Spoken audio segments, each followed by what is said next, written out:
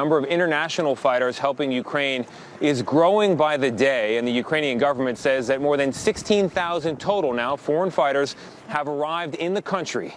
In just the last few days, we have met several Americans who say they are, too, planning to help Ukrainian forces. In fact, they are over the border as we speak.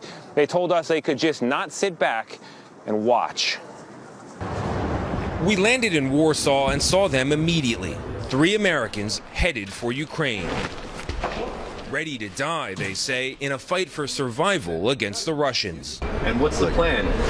The plan to help to save the lives Of Ukrainian people. Andriy Penchek is a licensed truck driver who was born in Ukraine, but he launched this particular mission from Bucks County, Pennsylvania.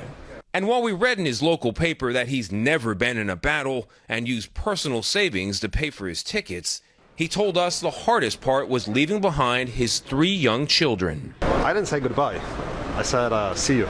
You said see you later. Yeah. While U.S. soldiers are staying out of Ukraine, everyday Americans like this are not specifically restricted from going in, says acting U.S. Ambassador to Ukraine, Christina Kaveen. What does the American government say to Americans who are volunteering for combat in Ukraine?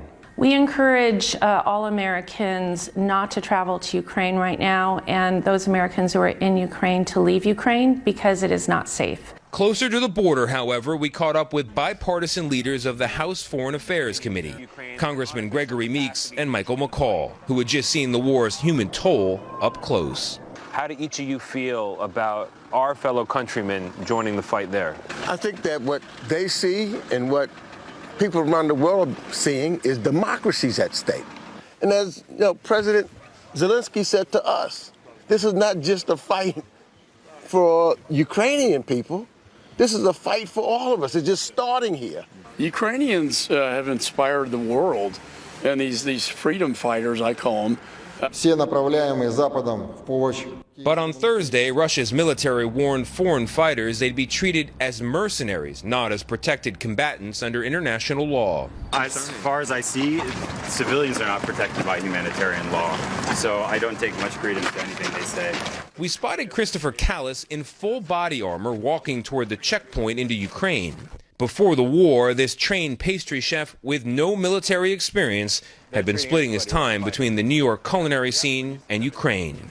But after evacuating his Ukrainian wife and baby to safety in Portugal, he decided to go back. Not to fight, he says, but to help others. So you're Ukrainian by marriage, but on paper you're an American about to enter Ukraine to join the war effort. Yes. Are you worried? I am absolutely worried, yes. But I'm more worried for the people there who are not able to leave. Is this something you're prepared to die for? Yes. I want my child to have a Ukraine to go back to when she's grown up.